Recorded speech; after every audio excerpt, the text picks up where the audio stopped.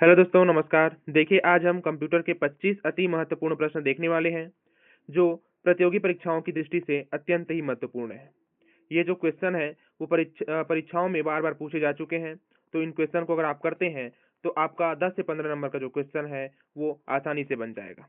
चलिए देखिए, हमारे पास पहला क्वेश्चन है, कीबोर्ड में फंक्शन की संख्या कितनी होती है? तो कीबोर्ड में फंक्शन की जो संख्या होती है, वो 12 होती है। ऑप्शन नंबर डी हमारा सही उत्तर हो जाएगा।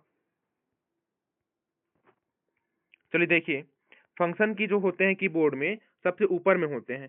F1 से लेके F12 का जो बटन होता है, वो हमारा फंक्शन की कहलाता है। इनकी संख्या जो है 12 होती है। याद रखेंगे इसको। चलिए देखिए, अगला क्वेश्चन है हमारे पास। कंप्यूटर में पीसी का अर्थ है, तो कंप्यूटर में पीसी का अर्थ होता है personal computer. Option number C हमारा सही उत्तर हो जाएगा। चलिए देखिए, अगला क्वेश्चन है हमारे पास। सर्वाधिक शक्तिशाली कंप्यूटर है, तो सर्वाधिक शक्तिशाली जो कंप्यूटर होता है, उसे कहते हैं super computer. Option number A हमारा सही उत्तर हो जाएगा।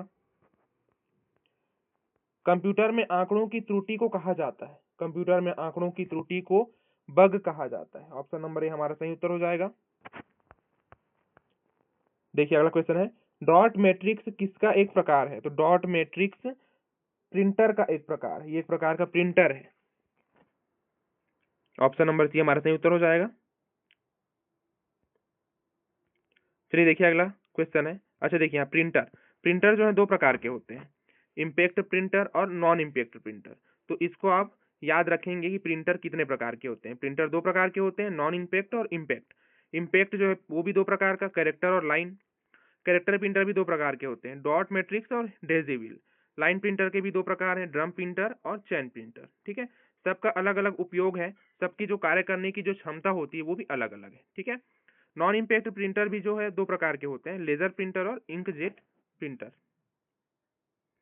चलिए, अगला क्वेश्चन हमारे पास, ओसीआर का पूर्ण रूप क्या है? तो ओसीआर का पूर्ण रूप है optical character recognition. Option number A सही उत्तर हो जाएगा। चलिए देखिए, अगला क्वेश्चन है हमारे पास, ईमेल का पूर्ण रूप क्या है? तो ईमेल का पूर्ण रूप है electronic mail. Option number C हमारा सही उत्तर हो जाएगा। चलिए देखिए, अगला क्वेश्चन है हमारे पास, माउस के आविष्कारक है, माउस के आविष्कारक कौन है? तो माउस का आविष्कार किया है डगलस एंजलबर्ट नामक वैज्ञानिक ने। ऑप्शन नंबर ए हमारा सही उत्तर हो जाएगा। चलिए देखिए, अगला क्वेश्चन है हमारे पास, कंप्यूटर की गति को किससे मापी जाती है? तो कंप्यूटर को या उसकी गति को मापने के लिए हम MIPS का उपयोग करते हैं। ऑप्शन नंबर ए हमारा सही उत्तर हो जाएगा।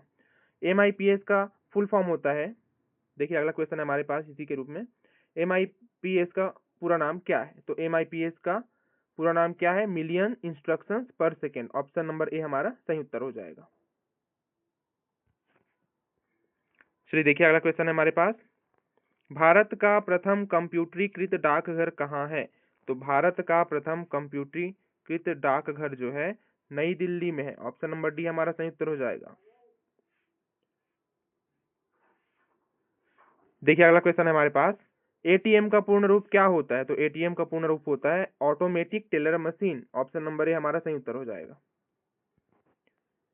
चलिए देखिए, अगला क्वेश्चन है हमारे पास, इनपुट के कंप्यूटर प्रोसेसिंग का परिणाम क्या होता है? तो इनपुट के बाद कंप्यूटर उसका प्रोसेस करता है, प्रोसेस करने के बाद हमको देता है आउटपुट। ऑप्शन नंबर ए हमारा सही उत्तर हो जाएगा। चलिए देखिए, अगला क्वेश्चन हमारे पास, कंप्यूटर प्रोसेस का बुनियादी लक्ष्य क्या है? तो कंप्यूटर प्रोसेस का बुनियादी लक्ष्य देखिए, डाटा का भंडारण, डाटा का प्रोसेसिंग, डाटा को परिवर्तित करना और डाटा को सूचना में बदलना। तो कंप्यूटर प्रोसेस का बुनियादी लक्ष्य होता है डाटा को सूचना में बदलना। ऑप्शन नंबर डी हमारा सही उत्तर हो जाएगा। चलिए देखिए, अगला क्वेश्चन हमारे पास, कंप्यूटर का प्रमुख कार्य है, तो कंप्यूटर का प्रमुख कार्य क्या होता है? डाटा या सूचना का विश्लेषण करना, डाटा या सूचना का प्रोसेस करना, डाटा या सूचना को स्टोर करना। तो ये तीनों जो है कंप्यूटर का प्रमुख कार्य कहलाता है। तो ऑप्शन नंबर डी हमारा सही उत्तर हो जाएगा, उपयुक्त तीनों। चलिए देखिए, अगला क्वेश्चन है हमारे पास, डाटा क्या है? तो डाटा कच्चे तथ्यों का अर्थहीन निरूपण है, अर्थहीन निरूपण है। तो ऑप्शन नंबर सी हमारा सही उत्तर हो जाएगा। और सूचना क्या है? तो सूचना जो है अर्थपूर्ण निरूपण होता है। ठीक है, देखिए अगला क्वेश्चन है हमारे पास, वे डिवाइस कौन सी हैं जिन्हें आप देख और छू सकते हैं? तो वे डिवाइस जिन्हें हम देख और छू सकते हैं वो कहलाते हैं हार्डवेयर। ऑप्शन नंबर बी हमारा सही उत्तर हो जाएगा। चलिए देखिए अगला क्वेश्चन है हमारे पास। अच्छा देखिए थोड़ा सा हार्डवेयर देख लीजिए। हार्डवेयर देखिए जैसे मॉनिटर, मॉनिटर है, प्रिंटर है, सीपीयू है और कीबोर्ड है, माउस है, यूपीएस है। इनको सबको हम देख सकते हैं और छू सकते हैं, तो ये हमारे हार्डवेयर कहलाते हैं। देखिए कंप्यूटर के संदर्भ में आईटी का पूर्ण रूप क्या होता है? तो कंप्यूटर के संबंध में आईटी का पूर्ण रूप होता है, इसका फुल फॉर्म पूछा गया है, information technology. Option number C हमारा सही उत्तर हो जाएगा। चलिए देखिए अगला क्वेश्चन है, कंप्यूटर आंकड़ों को परिवर्तित करता है। तो कंप्यूटर जो है आंकड़ों को सूचना में परिवर्तित करता है। ऑप्शन नंबर बी हमारा सही उत्तर हो जाएगा। अगला क्वेश्चन देखिए, प्रथम इलेक्ट्रॉनिक कंप्यूटर ENIAC के आविष्कारक हैं। तो प्रथम इलेक्ट्रॉनिक कंप्यूटर ENIAC के आविष्कारक कौन है?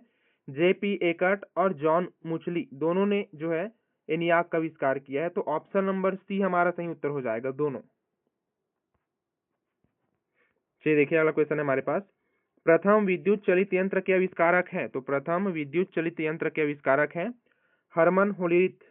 ऑप्शन नंबर ए हमारा सही उत्तर हो जाएगा। चलिए देखिए अगला क्वेश्चन है हमारे पास, प्रथम एडिंग मशीन के आविष्कारक हैं। प्रथम एडिंग मशीन के आविष्कारक हैं Blaise Pascal. Option number B हमारा सही उत्तर हो जाएगा। चलिए देखिए अगला क्वेश्चन है हमारे पास, पंच कार्ड मेमोरी के आविष्कारक हैं। पंच कार्ड मेमोरी के आविष्कारक हैं हरमन होलेरिथ, जिन्होंने विद्युत चलित यंत्र का आविष्कार किया था। ऑप्शन नंबर बी हमारा सही उत्तर हो जाएगा। भारत का सिलिकॉन वैली कहलाता है। तो भारत का सिलिकॉन वैली कहलाता है बेंगलुरु। ऑप्शन नंबर ए हमारा सही उत्तर हो जाएगा। चलिए देखिए अगला क्वेश्चन हमारे पास, आखिरी क्वेश्चन, साधारण घड़ी, वाहन, गतिमीटर, वोल्टमीटर आदि किसके उदाहरण हैं? तो ये सब एनालॉग कंप्यूटर के उदाहरण होते हैं। एनालॉग कंप्यूटर जिसमें कांटा दिखता है, जैसे घड़ी का कांटा दिखता है वैसे ही एनालॉग कंप्यूटर में कांटा रहता है। डिजिटल कंप्यूटर में डिजिटल रूप से जैसे कोई अंक दिखता है, जैसे कंप्यूटर हो गया उसमें अंक दिखाई देता है अंदर में, उसमें कांटा वगैरह नहीं रहता है। और एनालॉग और डिजिटल के दोनों के मिश्रण को, दोनों को मिला के हम हाइब्रिड कंप्यूटर का निर्माण करते हैं। ठीक है, देखिए एनालॉग कंप्यूटर के उदाहरण है ये, गति मापक यंत्र देखिए इसमें कांटा है, वोल्ट मीटर इसमें भी कांटा दिख रहा है, घड़ी में देखिए इसमें भी कांटा दिख रहा है।